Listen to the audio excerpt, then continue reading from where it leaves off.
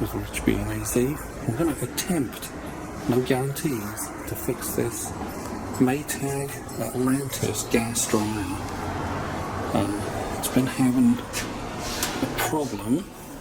You know, the first problem was the fin broke off the drum, and then taking it apart we found it has other problems. See, this is all scraped up here.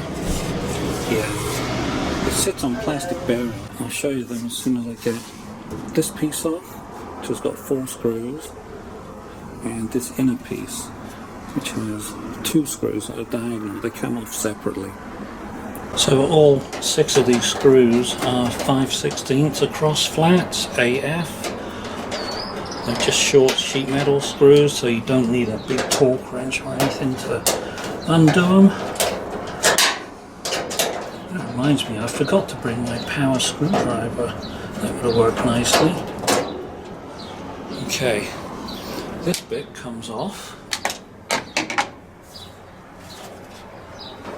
It's got wiring on it. So this one I'm just going to put aside rather than try and record where the wires go. But if I need to, the yellow's on the top, then it's grey, and then it's blue. Just in case I need to take it apart. I'm recording these wire collars because I will be taking these off. They will get in the way, and I'm going to take them out of this wire clip here that you kind of peel back. And the wires come out. Grey on the top, dusty black on the bottom. The other wires I'm going to take off are this green one on the left and the blue one on the right. There's a humidity control device on the inside. It looks like that. Yeah, they hook into that. I'm just going to take them off because I know they get in the way. Like I said, there's just 2 screws holding in this whole front frame, which is amazing really, because it supports the drum. Okay, so this is coming out.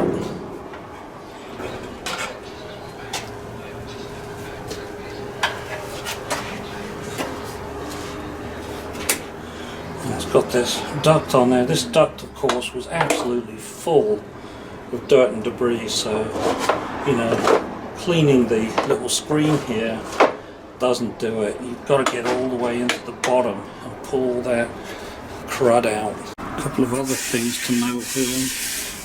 This is shiny. There was, but I had sucked most of it out, a bunch of metallic glistening debris in the bottom. Yeah, that's been rubbing hard against this part. There's supposed to be some plastic bearings here, but they've completely worn away and they've been scraping on the metal. This is a slightly raised piece here. There's another one over here. That one's got a little bit more metal left, and you can see where it's been rubbing along here as well. This felt seal, meant to be that big, got worn off, just cut down. But that's just a seal, it's not really a bearing. It may have been a bearing for a while, but okay, so that's what we're going to try and fix today. Put a new one of these felt pieces in and put in some new bearings that may need some support from behind. Here's what's left of the bearing. All you can see are the blue plastic bits.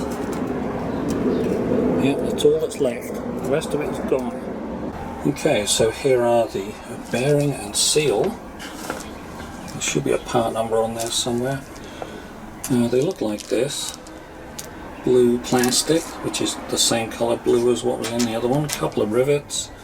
So you're going to need pop rivet gun and a piece of cork here. Not really sure how these go together, but I'm sure that the blue piece goes outermost, and that's what the front drum runs on. Pretty poor really, and then these bits sort of tuck in behind it. I'm pretty sure this goes under that to make it stand up a bit. And it's gone, it's worn away, it fell off, whatever it did. But yeah, so these, they're sort of 12 to 13 bucks, depending where you get them from.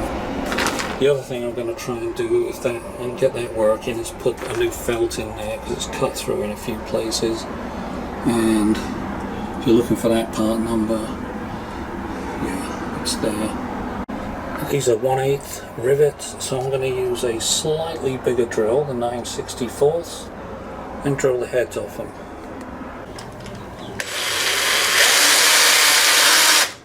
There's one. Oh.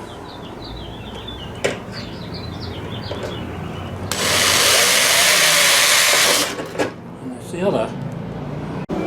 So I've made up a couple of sheet metal supports. Notice they've got a little setback at each end. This one's in steel, this one's in aluminum. I don't think there's a lot of support with this one, but it may be enough for the one that hasn't worn through as far. Let me show you where these go. So this is one of the areas. The other side of this is where the bearing material goes, and as you can see, it's just about all the way through, especially at this end.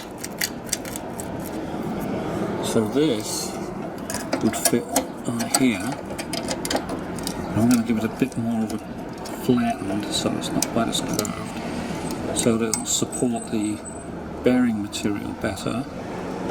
I think I can rivet it over here to fix it in place, and then put 2 more holes in up this end based on the original holes I can drill through, and then put the bearing material along the inside, fade it through, and then rivet it from the outside. So I'm going to rivet this piece on up here.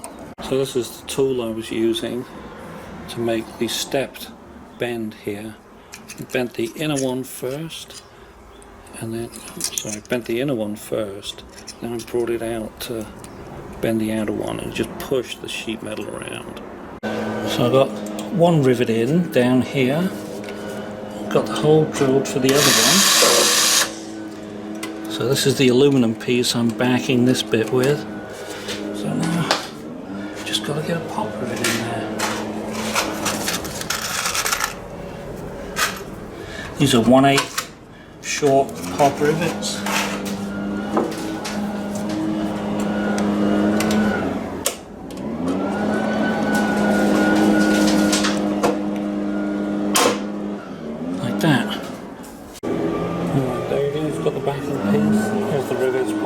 The other side, they're safe when they poke through this side, they won't interfere with anything. Now I've just got to drill 2 more holes through this. Now it's fixed, it's not going to move, so I just drill the holes. So I've got the cork piece through the hole, like that, kind of centered where the cut-offs were. Now I've got this one blue piece in one side. Let's see if I can actually get it in this. Oh, I can. Look at that. It goes in. Do the holes line up? Oh, pretty much. I can see down the hole. So I should be able to put the rivet in, right? Okay, so I guess you got to hold the piece of cork back. Then you can put the rivet in through the hole. I'll do this. Get the rivet gun. Right. So I have both rivets in, the head in there, start pulling it.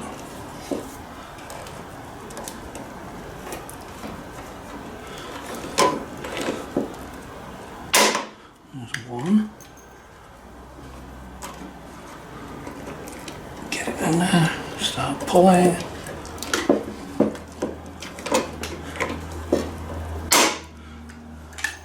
There's 2.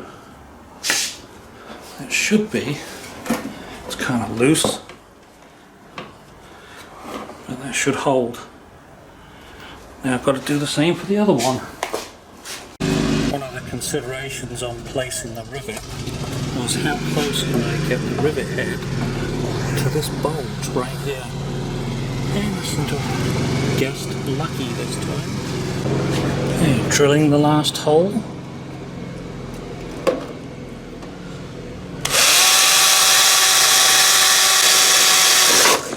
There we go. Now it's ready for the bearing stuff and the last pop rivets. So both bearing pieces are in. Now it's time to replace the bit of felt. Yeah, it's definitely could do with replacing. Okay, well it looks like it's held underneath these clips. So can we just push it down by hand? Looks like it. Might have to use a screwdriver or something. Well, looks like it can come out with just a screwdriver, pushing it down.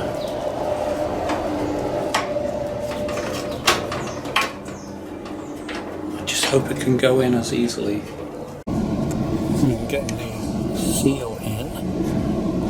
It's a little tricky. What you have to do with the lips, you've got to tweak them open a bit. But this one's pretty much closed. You have to just tweak just a little bit. You don't want to do it too much. Just pull it up. Open up these two hands. There we go. Open it up a bit. And then you can feed the thing in and then push them down as you're going around. So it grips.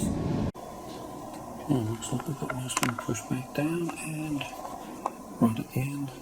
That's about the same amount of overlap as was on the original.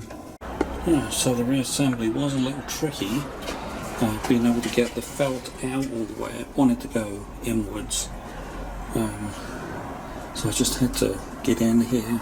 And a lot of times you've got to get your hand in and sort of push the felt back as you're going around the inside here. But it's in. I think it is sitting on the bearings, although the drum does seem to be down in the front. Just by feeling how much clearance there is, there's a big clearance here, and there's not as much when you get up to the top. So it must be sitting in the down position still. I think it will center itself at some point. It does turn. There's just as much noise as before. It's running on all those seals. I think that's it. We'll see how it runs. I guess the next load of laundry will be the big test. Okay. Just front panels to put back on, and I'll have to talk to the lad to see how he wants it reassembled, because I didn't do this bit. It's running. It's not screaming.